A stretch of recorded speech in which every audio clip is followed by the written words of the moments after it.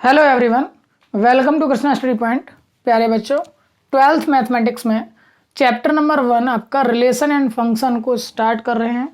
इससे पहले कि आपको थोड़ी बहुत जानकारी क्लास 11th के चैप्टर से मिल जाएगी। चैप्टर नंबर 2 है 11th में भी, रिलेशन एंड फंक्शन। तो आप वहाँ से भी वीडियोज़ को पहले देख लीजिए, फिर इसके बाद में डिस्कस करिए यहाँ पर, तो ज़्यादा बेहतर तरीके से आपको समझ में आ सकता है। सेट को पढ़ना बहुत ज़रूरी है क्लास 11th का, तो आप 11th क्लास की प्लेलिस्ट से जाकर के वीडियोस को देख लीजिए, सारे सेट की वीडियोस को देख लीजिए। फिर उसके बाद में चैप्टर 2 रिलेशन फंक्शन की 2 वीडियोस हैं, उनको भी आप देख लीजिए, और फिर आप इन वीडियोस को देखेंगे तो काफ़ी हद तक आप लोगों को हेल्प हो जाएगी। दूसरा मैं ये कहने जा रहा था कि अभी 12th क्लास की वीडियोज़ आप लोगों को काफ़ी दिनों से नहीं मिल पाई होंगी, सो डोंट बी पैनिक, आप परेशान ना हो। और मैंने कहा भी था, क्योंकि अब चैप्टर नंबर जो आपका आना है वो आपका डिफरेंशिएशन का आना है, तो आपको अब 11th क्लास की लिमिट एंड कंटिन्यूटी और उसकी भी अवकलज यानी कि डिफरेंशिएट करने वाली जो प्रोसेस है उस सब की वीडियोस आपको मिल रही होंगी।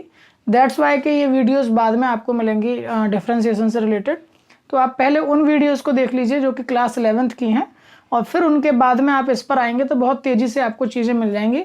फिर इसके बाद में मैं बहुत तेज़ी से पूरा डिफरेंशिएशन ख़त्म करूँगा, इसके बाद में इंटीग्रेशन, फिर डिफरेंशियल इक्वेशन, और एक और चैप्टर मैं आपको बता दूं कि LPP यानी लीनियर प्रोग्रामिंग प्रॉब्लम्स को भी हम सॉल्व करेंगे। उसके लिए आपको रैखिक असमय का लीनियर इनइक्वलिटीज़ वाला जो चैप्टर है क्लास 11th का, वो आपको वीडियोस मिल रही होंगी लगातार, तो आप उनको ज़रूर देख लीजिए। यानी मैं सिर्फ एक बात कहना चाह रहा हूँ कि क्लास 12th के बहुत से चैप्टर ऐसे हैं जिनको पढ़ने से पहले क्लास 11th के चैप्टर्स का आना बहुत ज़रूरी है।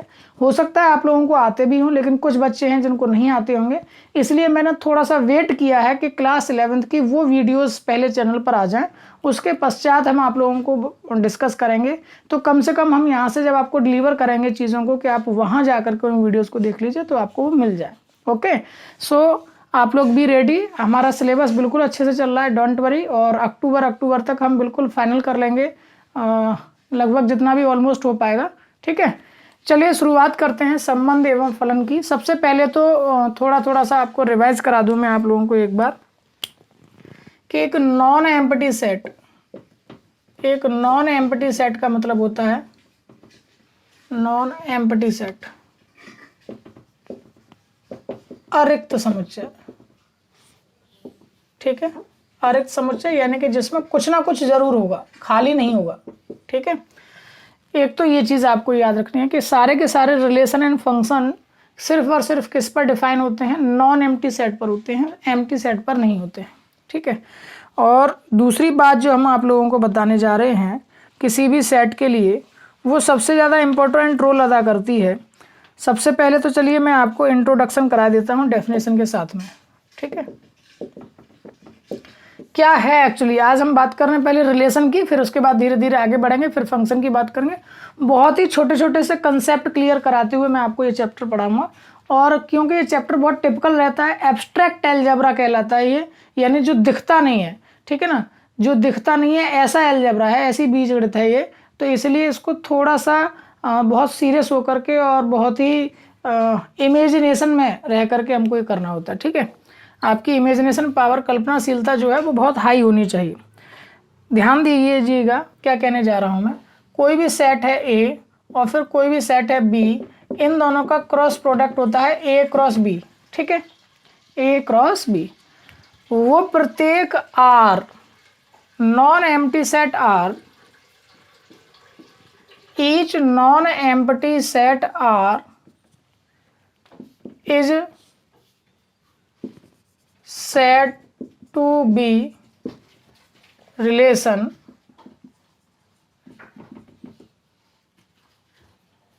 which is subset of A cross B। ठीक है, यानी इसको यूं समझिएगा कि कोई भी दो सेट A और B हैं तो उनके कार्टेशियन प्रोडक्ट यानी क्रॉस प्रोडक्ट का जो सबसेट होगा R, वही क्या होगा, रिलेशन होगा। ठीक है, प्रत्येक रिलेशन अपने जो अवयव सेट हैं, ठीक है, तो उनका क्या होता है, सबसेट होता है। क्या होता है, एक सबसेट होता है। इस बात को हम ऐसे लिख सकते हैं कि R is the subset of A cross B। दोनों के दोनों ए और बी कैसे होंगे, नॉन एम्प्टी सेट होंगे। इस बात का बहुत अच्छे से ध्यान रखना है, ठीक है। ये आपकी डेफिनेशन रही। अब इसको नोटेशन कैसे करते हैं, लिखते कैसे हैं और पढ़ते कैसे हैं, ये भी ध्यान दीजिएगा। मान लीजिए कि मेरे पास कोई ए एलिमेंट है, बिलोंग करता है ए से, बी एलिमेंट है, बिलोंग करता है बी से। दो नॉन एम्प्टी सेट ए और बी हैं। ए सेट ए से लिया गया है, बी सेट बी से लिया गया है, और ए कॉमा बी जो है वो बिलोंग करता है आर में, यानी कि आर जो है वो ए क्रॉस बी का सबसेट है जिसमें ए कॉमा बी है। तब हम इस बात को लिखेंगे इस तरह से कि ए रिलेट करता है बी से, ए का संबंध है बी के साथ, ठीक है। इस तरह से हम कह सकते हैं। अगर ऐसा नहीं है, A comma B does not belongs to R है, तो हम कह सकते हैं कि ए का कोई संबंध बी से नहीं है, ठीक है। ये इस तरह से हम इसको कट कर सकते हैं। तो ये आपके बात समझ में आ गई है, या इसको थोड़ा मैंने उल्टा लिख दिया है, ऐसे लिख लीजिए, ए आर बी, आप ऐसे कट कर लीजिए, ठीक है। तो ए का बी के साथ में कोई संबंध नहीं है। क्लियर है वाली बात, यहाँ तक बात समझ में हो गई है। कोई भी अवयव ए के और कोई भी अवयव बी के दोनों सेट जो होंगे वो नॉन एम्प्टी सेट होंगे, यानी कुछ ना कुछ जरूर उनमें होगा। तो अब उनका भी एक कार्टेशन बी यानी ए क्रॉस बी प्रोडक्ट का जो सबसेट होगा आर, उसका जो अवयव है कोई ए कॉमा बी, वो अगर आर में है तो हम कह सकते हैं कि ए रिलेटेड है बी से, ठीक है।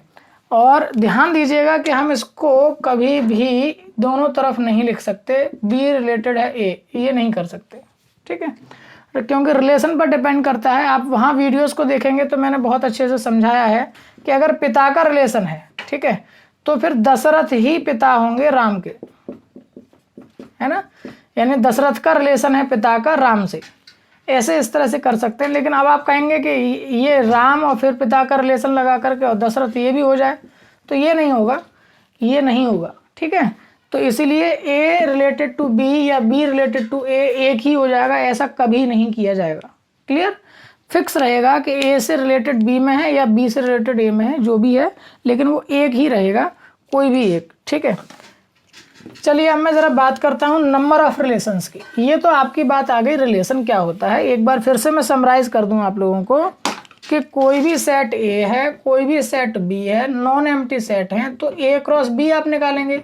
इसमें ए क्रॉस बी में बहुत सारे सेट होंगे, उन सारे सेट का ए क्रॉस बी जो है उसमें बहुत सारे अवयव आ जाएंगे ना, इस तरह से उन सारे अवयव का भी कोई एक सेट, यानी इसमें से लिया गया कोई भी एक सेट जो कि क्या है, आर जो है वो क्या है, सबसेट है किसका, ए क्रॉस बी का, वो क्या होगा, एक रिलेशन होगा, ठीक है।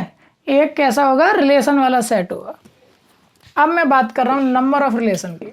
नंबर ऑफ रिलेशन की, रिलेशन होगा भी तो कितने होंगे रिलेशन, ये कैसे पता चल सकता है। तो देखिए, अगर ए में नंबर ऑफ एलिमेंट m है, बी में नंबर ऑफ एलिमेंट n है, तो मुझे ये बताइए कि ए क्रॉस बी में नंबर ऑफ एलिमेंट कितने हो जाएंगे, m इंटू n हो जाएंगे।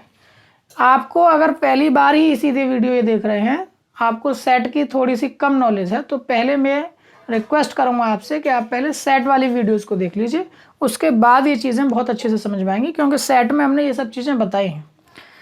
तो number of element in A equals to m, number of element in b equals to n, then the product of a cross b, उसमें number of element कितने हो जाएंगे, m क्रॉस n या mn कह सकते हैं, ठीक है, यानी मल्टीप्लाई हो गया। अब नंबर ऑफ सबसेट बताइए जरा क्या होंगे, number of subset, A cross B के नंबर ऑफ सबसेट। हमने आपको बताया कि अगर एन ए यानी ए में नंबर ऑफ अवयव जो है वो m है, तो उसके जो सबसेट हो जाएंगे वो हो जाएंगे 2 की पावर m। ठीक इसी तरीके से यहाँ पर भी नंबर ऑफ सबसेट हो जाएंगे 2 की पावर mn, ठीक है।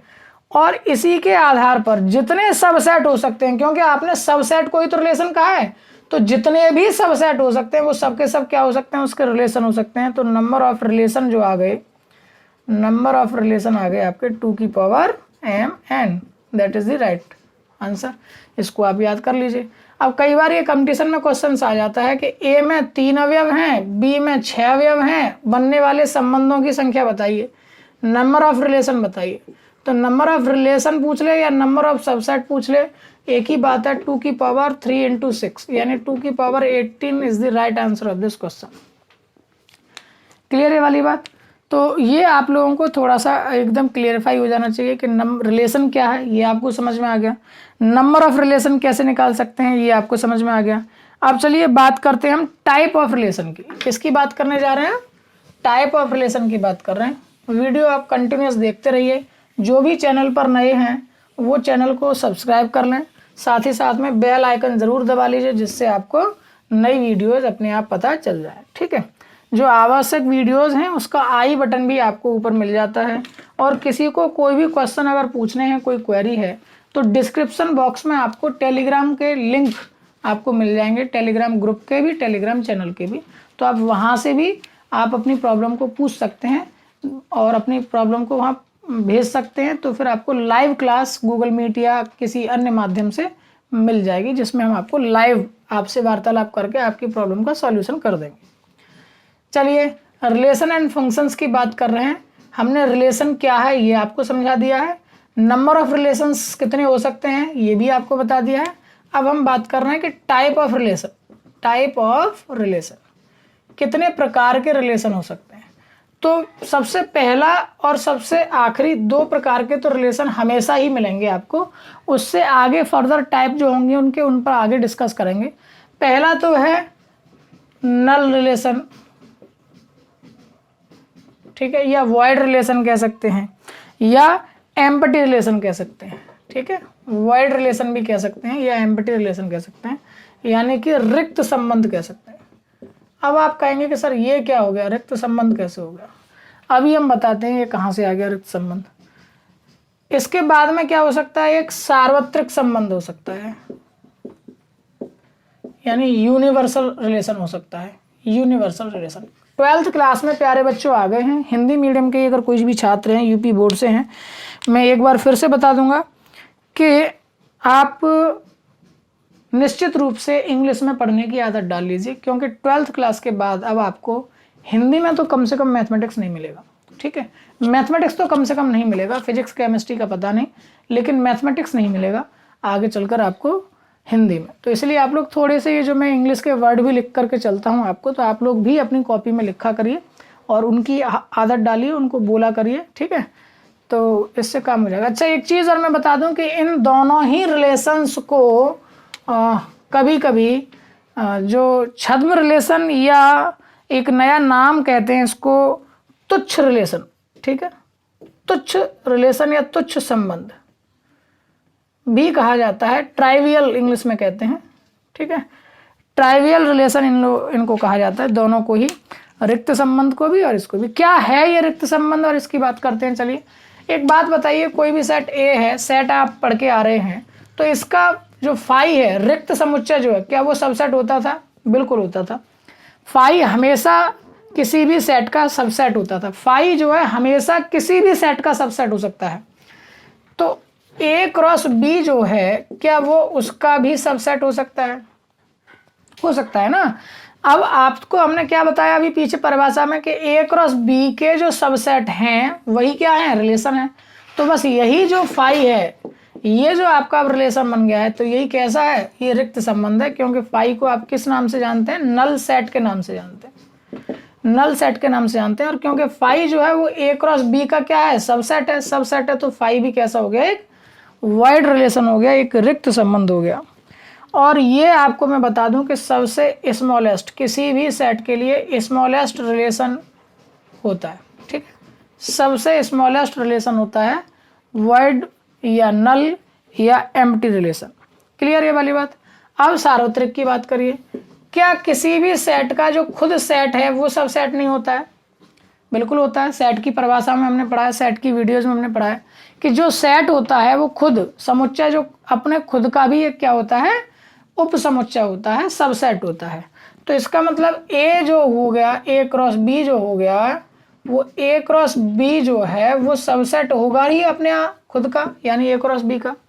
इसका मतलब ए क्रॉस बी भी एक रिलेशन हो गया, क्योंकि हमने तो रिलेशन की परिभाषा में ये बताया है कि ए क्रॉस बी के जितने भी सबसेट हैं वो सब के सब क्या हैं, रिलेशन हैं। तो ए क्रॉस बी का सबसेट ए क्रॉस बी खुद भी होता है, खुद होता है, तो ये भी एक क्या हो गया, रिलेशन हो गया। रिलेशन हो गया तो यही आपका क्या कहलाता है, यूनिवर्सल सेट कहलाता है। और ये जो यूनिवर्सल सेट आपका आया है, ये जो यूनिवर्सल रिलेशन आया है, ठीक है, ये यूनिवर्सल रिलेशन सबसे बड़ा, स्मॉलेस्ट हो गया आप बिगेस्ट, ठीक है, बिगेस्ट रिलेशन होता है। जितने भी रिलेशन हो सकते हैं उनका सबसे बड़ा यूनिवर्सल रिलेशन और सबसे छोटा वाइड रिलेशन, ठीक है।